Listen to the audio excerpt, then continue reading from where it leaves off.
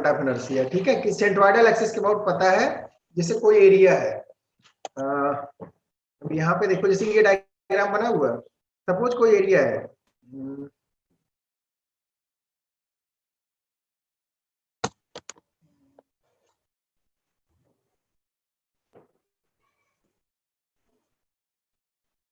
अगर किसी एरिया का हमें, जैसे ये एरिया था, ठीक है, इस एरिया का मोमेंट ऑफ इनर्शिया सपोज हमें इस लाइन के अबाउट निकालना है। ठीक, ये जो लाइन दिख रही है यहाँ नीचे, तो अगर इसके सेंट्रोइडल एक्सिस के अबाउट आपको मोमेंट ऑफ इनर्शिया पता हो, ये सेंट्रोइड से पास कर रही है, यहाँ पे ये सेंट्रोइड है इस जगह पे इसका एरिया का। ठीक, तो ये अगर ये डिस्टेंस अगर सपोज जो भी हो के मान लो या कुछ भी, जो भी तुम मानो, और ये एरिया ए है, ये वाला, ये जो दिखाया है, तो कहते हैं कि अगर ये वाली line A B suppose this is, इसमें तो बना ही रखा तुम्हारे डायग्राम, इसमें थोड़ा, अगर आई ए बी हमें निकालना हो तो I A B is equal to किसके होगा, ये जी जी डैश मान लो या जी जी डैश, जो भी है, सेंट्रोइडल एक्सिस, सेंट्रोइड यहाँ पे है इस जगह पे, इसी लाइन पे, यहाँ पे पूरी बॉडी का, पूरे एरिया का, तो I A B will be equal to किसके, I G G plus area, this area into दोनों पैरेलल एक्सिस के बीच की डिस्टेंस का square, means A K square. I A B equal to किसके, I G G dash plus A K square. मतलब किसी भी एरिया का मोमेंट ऑफ इनर्शिया अगर उसके सेंट्रोइडल एक्सिस के अबाउट पता है, उस सेंट्रोइडल के पैरेलल अगर कोई और एक्सिस है उसके अबाउट आप निकालना चाहते हो तो निकाल सकते हो, या वाइस वर्सा, कि किसी एक्सिस के अबाउट पता है, सेंट्रोइडल के अबाउट पता करना तो पता कर सकते हो। ठीक है, ये देखो यहाँ पे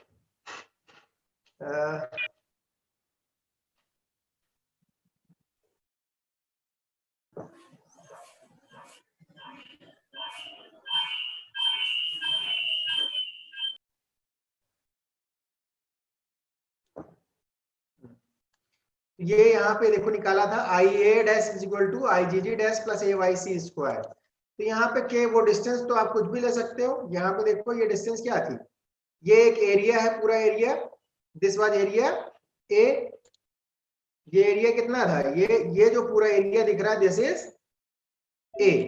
ठीक, जी जी डैश और ये ए डैश है, तो I A dash is equal to क्या होगा, I G G dash plus ये टोटल एरिया इनटू दोनों पैरेलल एक्सिस के बीच की डिस्टेंस का square, A Y C square. This was parallel axis theorem. ठीक है, यस सर। तो इसका यूज हम ऐसे करते हैं। अब उसके बाद आते हैं perpendicular axis theorem. Next is perpendicular axis theorem. तो परपेंडिकुलर एक्सिस थ्योरम क्या कहती है कि moment of inertia of any area about z axis is equal to moment of is equal to sum of moment of inertias of the same area about x and y axis। मतलब izz equal to ixx plus iyy, ये कहती है perpendicular axis theorem, ये कहती है। ठीक है, izz equal to ixx plus iyy means moment of inertia of any area about, या moment of inertia of any area in xy plane, moment of inertia of any area in xy plane about z axis is equal to moment of inertia of the same area is equal to sum of moment of inertias of the same area about x and y axis। मतलब ये देखो, ये x axis है, x axis से distance y है elemental area की, y axis से distance x है। ठीक, और ये जो z एक्सिस होगा जो इस प्लेन के परपेंडिकुलर होगा, मतलब जो स्क्रीन आपको नजर आ रही होगी स्क्रीन के परपेंडिकुलर। ठीक है, ये जो पेज दिख रहा है स्क्रीन पे, इसके परपेंडिकुलर आपकी तरफ। ठीक, मतलब x और y के परपेंडिकुलर बाहर की तरफ आ रहा होगा। उस एक्सिस के अबाउट अगर मोमेंट ऑफ इनर्शिया निकालना हो तो z एक्सिस से डिस्टेंस कितनी है इस डायग्राम में, दैट इज r दिख रही ना, ये स्मॉल r, ये r है ना, ये डिस्टेंस।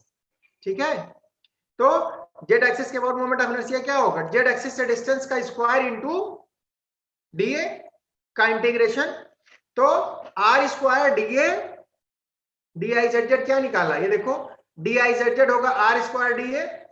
ठीक, from figure R square is equal to क्या है, X square plus Y square. देखो ये कितना एक्स है और ये है वाई, आर स्क्वायर की वैल्यू कितनी है, X square plus Y square. R square की वैल्यू उठा के X square plus Y square रख दी, तो D I Z Z equal to क्या हो गया, X square plus Y square D A. और पूरे एरिया का मोमेंट ऑफ इनर्शिया अगर निकाल ले ए एरिया का, तो उसके लिए इंटीग्रेट करना पड़ेगा, I Z Z equal to integration of D I Z Z, ये is equal to integration of X square plus Y square D A. अब X square plus Y square D A, इसको expand करोगे तो क्या है, X square D A plus Y square D A. X square D A क्या होता है, I Y Y. X square D A क्या है, देखो एक्स स्क्वायर डी ए मतलब आई वाई वाई वाई क्या होगा, एक्स एक्स वाई एक्सिस से डिस्टेंस है एक्स स्क्वायर का, एक्स स्क्वायर डी ए का integration that is I Y Y, और आई एक्स एक्स क्या होता है, integration Y square D A. तो यहाँ पे वैल्यूज रख दी, ये एक्स स्क्वायर डी ए को लिख दिया आई वाई वाई, और ये वाई स्क्वायर डी ए को लिख दिया, मतलब integration Y square D A को लिख दिया आई एक्स एक्स। तो I Z Z equal to I X X plus I Y Y. This is perpendicular axis theorem. अगर स्टेटमेंट के फॉर्म में लिखना हो तो आप लिखोगे moment of inertia of any area in X Y plane about Z axis is equal to sum of the moment of inertia of the same sum of the moment of inertia of the same area about x and y axis। ठीक है, समझ में आ गया? Yes sir. Yes sir.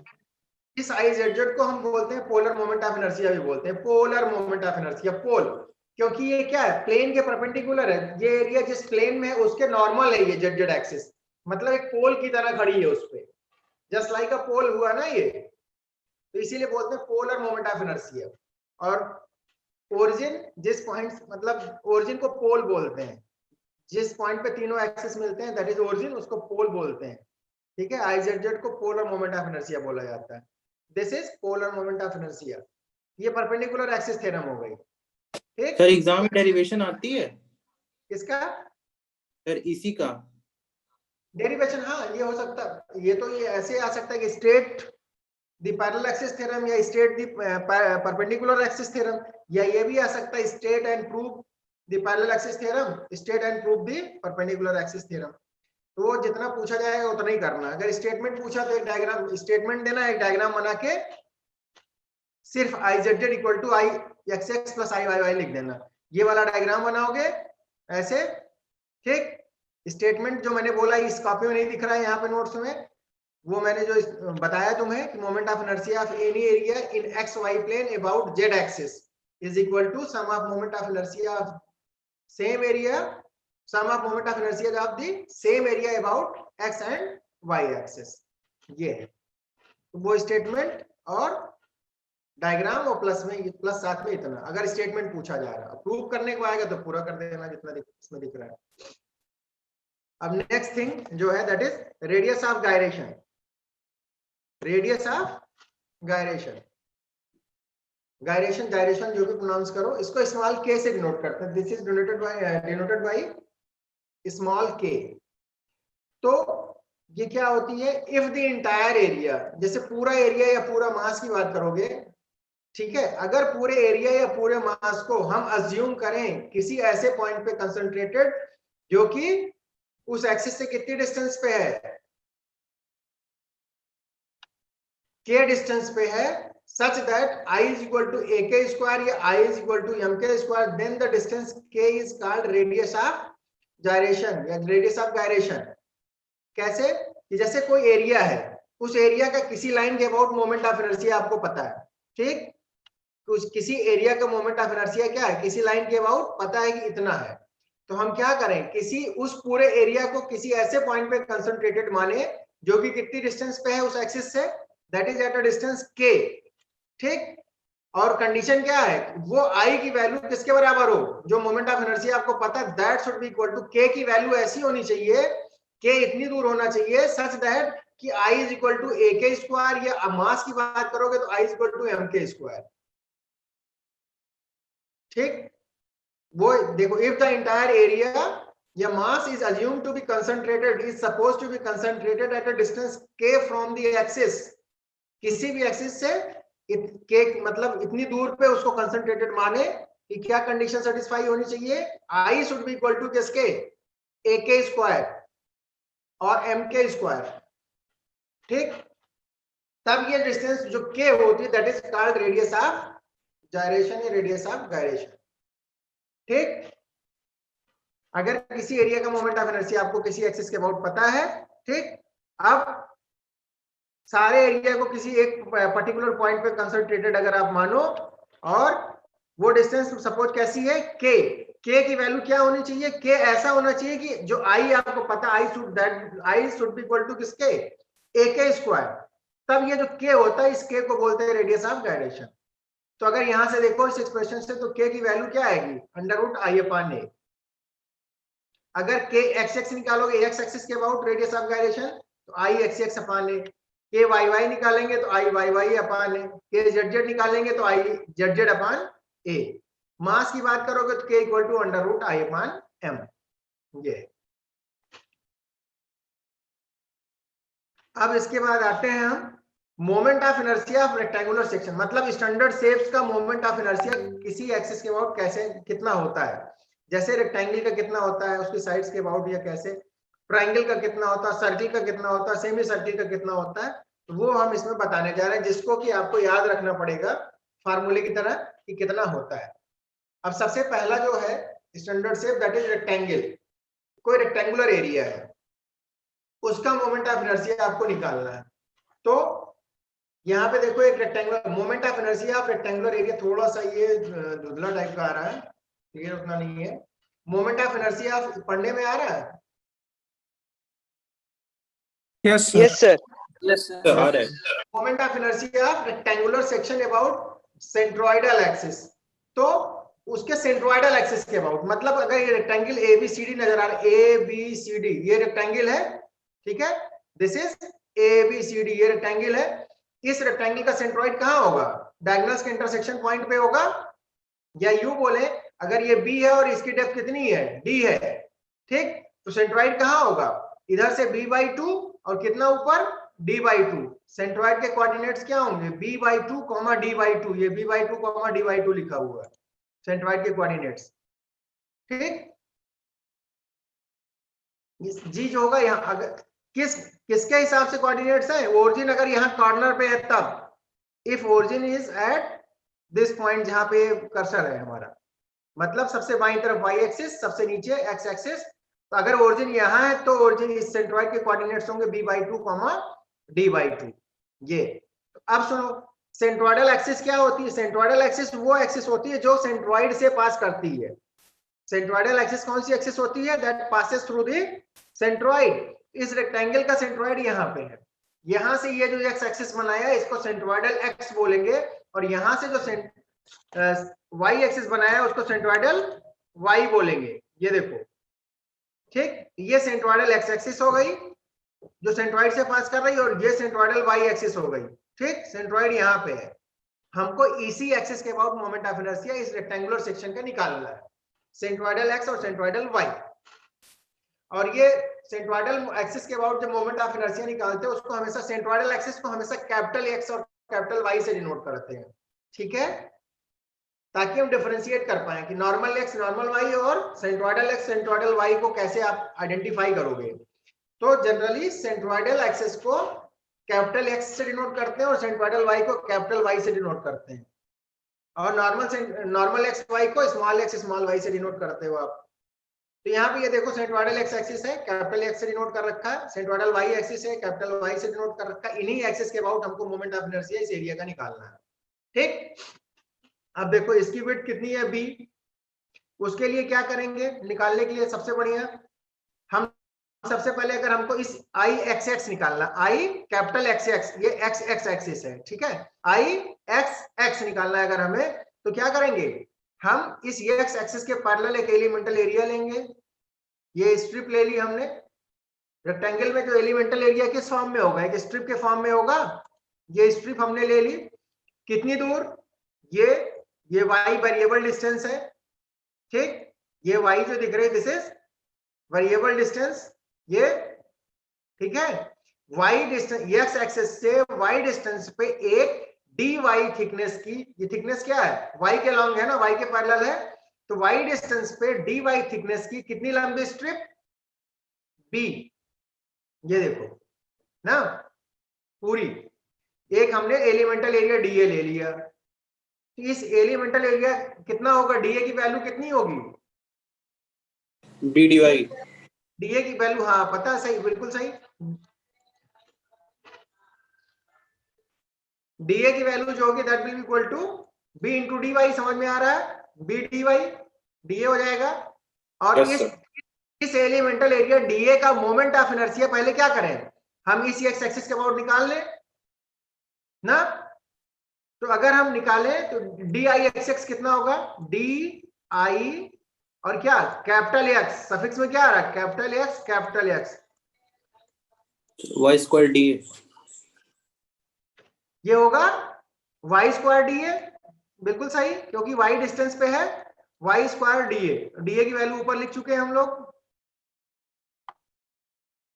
ये Y square D, और पूरे area का अगर निकालना हो तो क्या करोगे, इंटीग्रेट कर देंगे। आई इंटीग्रेट एक्सेस कर अगर देंगे। हाँ पूरा निकालना है तो उसके लिए आप इसको इंटीग्रेट करोगे, तो इंटीग्रेट करेंगे डी आई, और ये इंटीग्रेशन चलेगा कहां से, वाई डी ए, और इंटीग्रेशन वाई की वैल्यू कहां से कहां तक वैरी कराए तो हमको पूरा मिल जाएगा। ये देखो, ये ओरिजिन वाली लाइन एक्स एक्सिस है, एक्स एक्सिस के नीचे कितना डी बाई टू, और ऊपर कितना डी बाई टू, नीचे मतलब माइनस डी बाई टू से लेके ऊपर कितना प्लस डी बाई टू तक, समझ में आ रहा है, लिमिट क्या लगेगी, माइनस डी बाई टू से प्लस डी बाई टू से डी बाई टू, और वाई स्क्वायर डीए की वैल्यू बी डी वाई रखोगे, वाई के रेस्पेक्ट में इसको इंटीग्रेट करोगे तो क्या आएगा, ये जब हम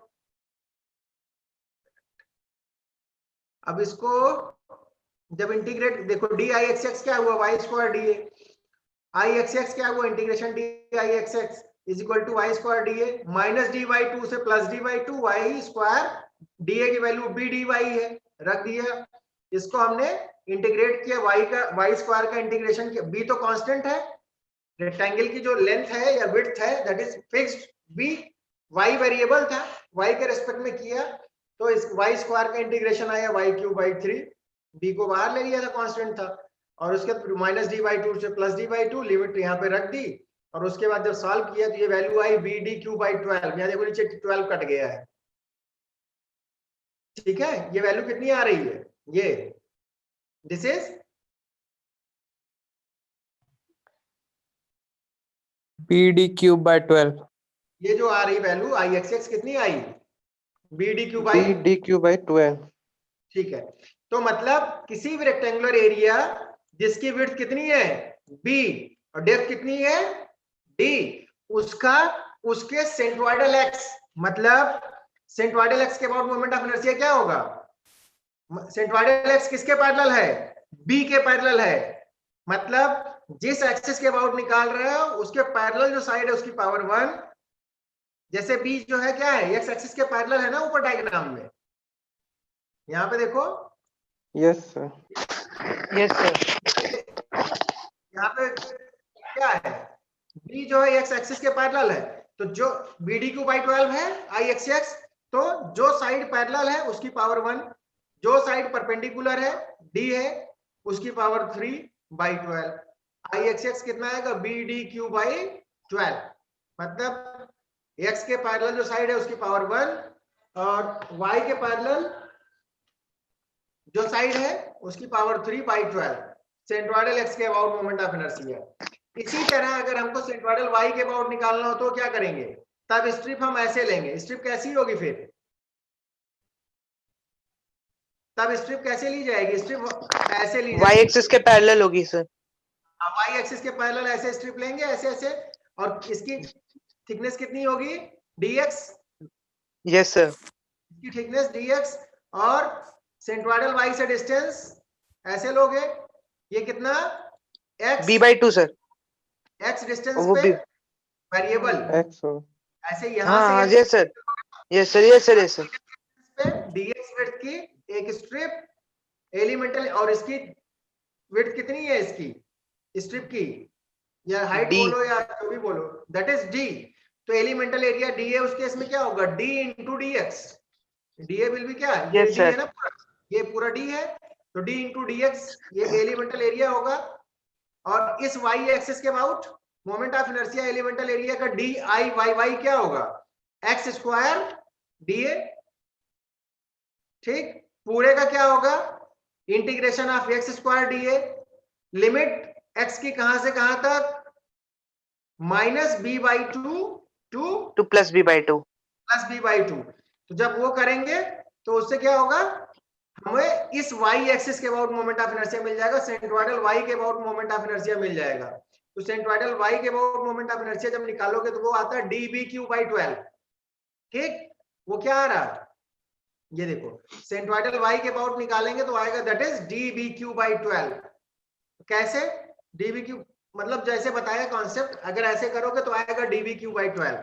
तो मतलब ये हो गया कि याद रखने के लिए क्या है, जो मैंने अभी पहले बताया तुम्हें, कि जिस एक्सिस के अबाउट निकाल रहे हो, जिस सेंट्रोइडल एक्सिस के अबाउट निकाल रहे हो, उसके पैरेलल जो साइड है उसकी पावर 1, मतलब आई वाई वाई जब निकालेंगे तो इसके पैरेलल कौन सी साइड है, डी, डी की पावर 1, और परपेंडिकुलर इसके कौन है वाई के, ये बी, बी की power 3 by 12। I X x निकालेंगे तो क्या होगा, एक्स के पैरेलल जो साइड है उसकी पावर 1 बी, और एक्स के परपेंडिकुलर कौन है, ये D, B D cube by 12। समझ में आया। तो बजाय ऐसे याद रखने के कि मतलब बी डी क्यू बाई 12 ऐसे भी कर सकते हो, कोई बात नहीं। एक्स एक्सिस के पैरेलल बी है और वाई एक्सिस के पैरेलल डी, ये याद रखना, अगर डायग्राम याद रखना है तो एक्स के पैरेलल बी और वाई के पैरेलल डी, तो आई एक्स एक्स क्या होगा, बी डी क्यू बाई 12, और आई वाई वाई होगा डी बी क्यू बाई 12। या याद रखना हो और आसान तरीका, जिस एक्सिस के अबाउट ले रहे हो उसके जो पैरेलल साइड है तो उसकी पावर 1, उसके परपेंडिकुलर जो साइड है उसकी पावर 3 बाई 12। ये सेंट्रोइडल एक्सिस के अबाउट मोमेंट ऑफ इनर्शिया होता है। ठीक है, सेंट्रोइडल एक्स और सेंट्रोइडल वाई के अबाउट रेक्टेंगल का। अच्छा, अब ये बताओ, हमको इस सेंट्रोइडल एक्स के अबाउट पता चल गया, इसके अबाउट कितना पता चल गया, इसके अबाउट हमें पता चल, इस एक्सिस के अबाउट हमें पता चल गया, ये होता है बी डी क्यू बाई 12 ना, इसके अबाउट आ गया बी डी क्यू बाई 12, और इस वाली एक्सिस के अबाउट कितना आ गया, डी बी क्यू बाई 12 आ गया। तो अब सेंट्रोइडल एक्सिस के अबाउट पता है, इसके अबाउट, तो हम कहें इस ए बी लाइन के अबाउट बताओ, इसके अबाउट बताओ, ये जो ए बी लाइन जा रही है इसके अबाउट कितना होगा, या इस सी डी लाइन के अबाउट कितना होगा। मतलब ये जो सेंट्रोइडल एक्स है इसके पैरेलल जो रेक्टेंगुलर साइड है इसके अबाउट मोमेंट ऑफ इनर्शिया कितना होगा, इसके अबाउट होता है बी डी क्यू बाई 3। बता रहे हैं कैसे, इसके about B D cube by 3, और इस y के पैरेलल जो साइड इसके इधर वाले के बराबर, इसके ये भी उतना ही होगा, दूसरी साइड जो पैरेलल है, चाहे ऊपर वाली साइड लो चाहे नीचे वाली side, B D cube by ये 12 नहीं, B D cube by 3, sorry, एक मिनट,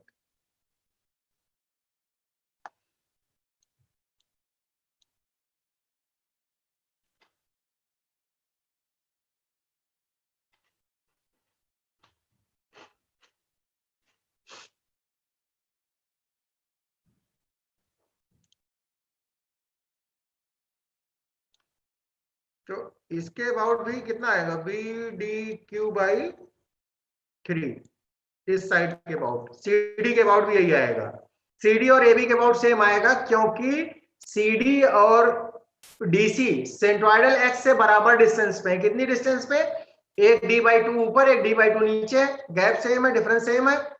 ठीक है, पैरेलल एक्सिस थ्योरम लगा के जब निकालेंगे तो सेम आएगा।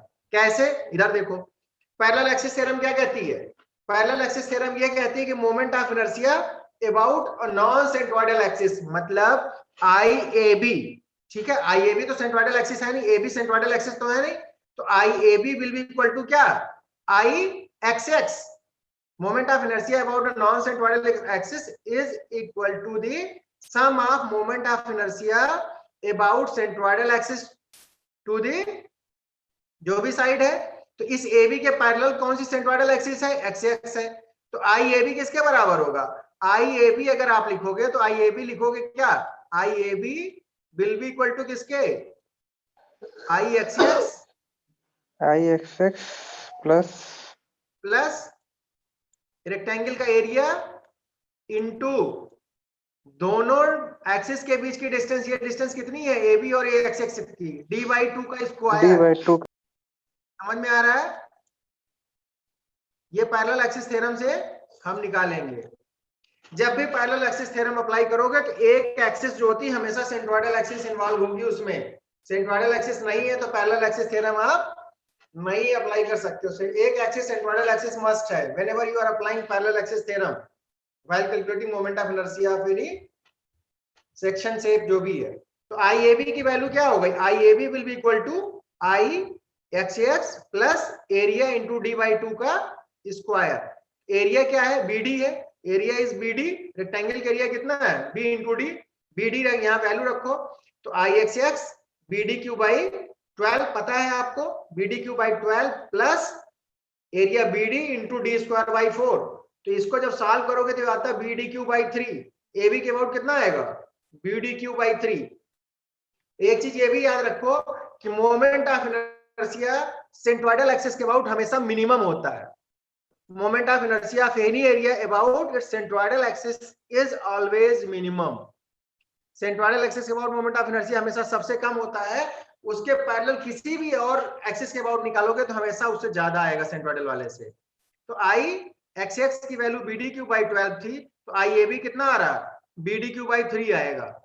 ऐसे ही ICD अगर निकालना हो तो पैरेलल एक्सिस थ्योरम लगाओगे तो क्या आएगा? ICD is equal to IXX plus same चीज, क्योंकि डिस्टेंस यहां भी D/2 है दोनों के बीच की,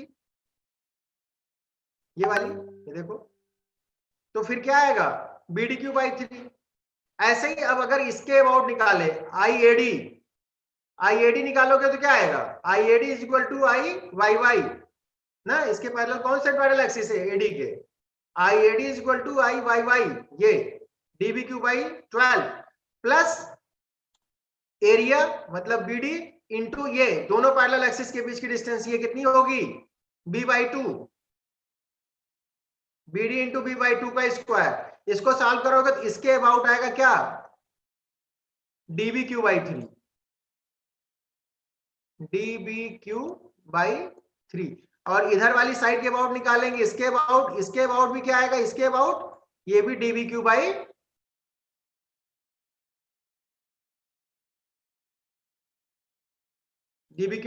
आएगा। ये समझ में आया? Yes sir. मतलब कोई भी रेक्टेंगुलर एरिया है उसके सेंट्रोइडल एक्सिस के अबाउट मोमेंट ऑफ इनर्शिया क्या होता है? जिस सेंट्रोइडल एक्सिस के अबाउट निकाल रहे हो जो उसके पैरेलल जो साइड है उसकी पावर 1, परपेंडिकुलर वाली साइड की पावर 3 डिवाइडेड बाय 12। ठीक, अगर इस डायग्राम की बात करोगे IXX, इस केस में तो BD/12, IYY DB/12। और अब साइड की बात करें तो साइड के एजेस के अबाउट क्या होता है? जो इसकी एजेज है रेक्टेंगल की एजेस के अबाउट मोमेंट ऑफ इनर्शिया क्या होता है? जो साइड ले रहे हो उस साइड की पावर 1 इंटू उसके परपेंडिकुलर जो दूसरी साइड उसकी पावर 3/3। सेंट्रोइडल में by12 होता है और इसमें क्या होता है? एजेस के अबाउट by3 होता है। ठीक है? Yes sir. आपको सिर्फ इतना याद रखना है कि अगर हमको एज के अबाउट निकालना तो जिस एज के अबाउट निकाल रहे हो उसकी पावर 1, दूसरी वाली एज की पावर 3/3 होगा। और सेंट्रोइडल के अबाउट निकाल रहे हो तो जो सेंट्रोइडल के पैरेलल जो साइड उसकी पावर 1, उसके परपेंडिकुलर जो साइड उसकी पावर 3/12। ये देखो, तो अब इसको जब हम करते हुए यहाँ पे आ गए, BD/12 आया, फिर ये देखो IYY सिमिलरली DB/12। अब AB के अबाउट निकाला तो देखो क्या आया? BD/3 निकाला भाई पैरेलल एक्सिस थ्योरम लगा के जो तुमको समझाया ऊपर, BD/3। सिमिलरली IYY के लिए AB के अबाउट निकाला, DB/3 आया। यहां तक मैंने तुम्हें समझा दिया, ये यहां तक। अब जैसे सेंट्रोइड में आप निकालते हो ना, centroid of a composite area, centroid of a composite area बराबर किसके होता है?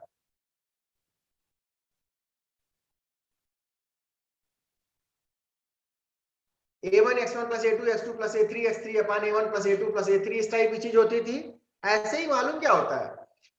मतलब वहां भी क्या करते थे, जो एरिया हम ऐड करते थे कंपोजिट एरिया पाने के लिए वो प्लस साइन के साथ आते थे, और जो एरिया रिमूव करते थे वो माइनस साइन के साथ आते थे फॉर्मूले में। ऐसे क्या होता है, जैसे मोमेंट ऑफ इनर्शिया कोई कंपोजिट रेक्टेंगल का, तो तुम्हें पता है कि रेक्टेंगल, अब रेक्टेंगल का पता चल गया, रेक्टेंगल के साथ सपोज सर्किल जुड़ा हुआ है कहीं पे, या ट्रायंगुलर सेक्शन कोई जुड़ा हुआ है, तब कोई कंपोजिट सेक्शन है, तो किसी कंपोजिट सेक्शन का मोमेंट ऑफ इनर्शिया किसी भी लाइन के अबाउट किसके बराबर होगा, सारे जितने भी स्टैंडर्ड शेप्स हैं सबका मोमेंट ऑफ इनर्शिया उसी लाइन के अबाउट अलग अलग निकाल के जोड़ दोगे। मतलब moment of inertia of composite area about any axis is equal to sum of moment of inertias of all the standard areas about the same axis, means I is equal to I1 plus I2 plus I3 and so on।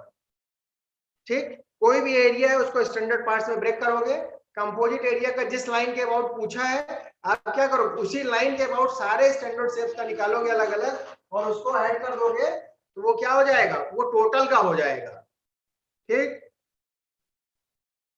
अब देखो MOI of hollow rectangular section, इससे पहले छोड़ो, इससे पहले तुम इधर आओ, ट्रायंगुलर सेक्शन की बात करें। ठीक, कि ट्रायंगुलर सेक्शन अगर कोई ट्रायंगल है हमारे पास तो ट्रायंगल का कैसे निकालेंगे ट्रायंगुलर सेक्शन का, तो ट्रायंगल में दो तरीके से निकालते हैं, ट्रायंगल के बेस के अबाउट और ट्रायंगल के centroidal axis parallel to the base, दो एक्सिस के अबाउट ट्रायंगल में हम निकालते हैं।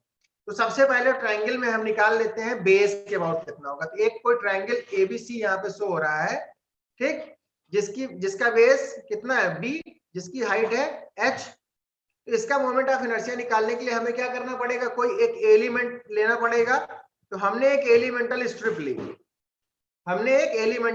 स्ट्रिप ली, बेस से कितनी डिस्टेंस पे, y डिस्टेंस पे, क्योंकि ये y एक्सिस के अलोंग जा रहा है, y एक्सिस इधर देखो x एक्सिस, तो y एक्सिस के अलोंग है, मतलब y distance, y is a variable value, y distance पे, ठीक, कितनी थिकनेस होगी, y डिस्टेंस पे कितनी थिकनेस, dy थिकनेस की, ठीक है, y के अलोंग है ना dy।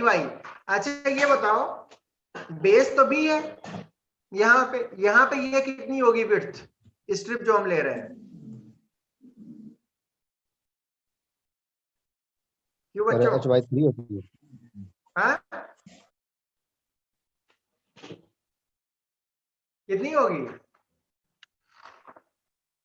ये वेरिएबल वैल्यू है, नहीं बेटा सुनो, ये क्या एक वेरिएबल वैल्यू है ना बी डैश, सपोज ये लेंथ कितनी, ये इसकी विड्थ कितनी है स्ट्रिप की बी डैश, क्योंकि स्ट्रिप नीचे लोगे विड्थ ज्यादा होगी, जैसे जैसे ऊपर जाते जाओगे इस स्ट्रिप की विड्थ कम होती जाएगी, तो मतलब यहाँ पे क्या है, y भी वेरिएबल है और इस एलिमेंटल स्ट्रिप की विड्थ भी जो बी डैश दिख रही ये भी वेरिएबल है, दोनों वेरिएबल है, तो y एक वेरिएबल है, दूसरा वेरिएबल बी डैश है, समझ में आ रहा है, इस बी डैश की वैल्यू भी चेंज होगी, अलग अलग स्ट्रिप में अलग अलग आएगी, और y भी चेंज होता जाएगा अलग अलग स्ट्रिप के लिए। तो हमने एक एलिमेंटल स्ट्रिप ली कितनी दूर पे, y डिस्टेंस पे, जिसकी विड्थ कितनी है बी डैश मान लिया हमने। अब ये ऊपर वाली हाइट कितनी बची, h माइनस वाई बची, ये देखो ये h माइनस वाई।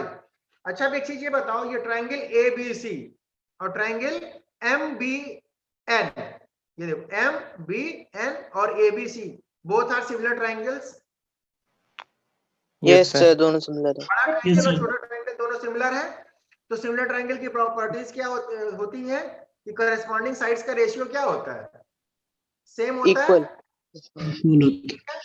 तो सेम होता है, तो इसका मतलब क्या हो गया, ये देखो इस वाले ट्रायंगल की हाइट कितनी हो गई h माइनस वाई, छोटे वाले ट्रायंगल की MBN की, तो इसकी हाइट अपान इस छोटे वाले ट्रायंगल का बेस MN मतलब B dash means h minus Y upon B dash, ठीक, मतलब छोटे ट्रायंगल की हाइट अपान छोटे ट्रायंगल का base will be equal to किसके, बड़े वाले ट्रायंगल की हाइट, ABC ट्रायंगल जो दिख रहा है इसकी हाइट दैट इज h अपान इसका बेस B, ये देखो h अपान B, ये चीज सिमिलर ट्रायंगल की प्रॉपर्टीज निकाला, सही है।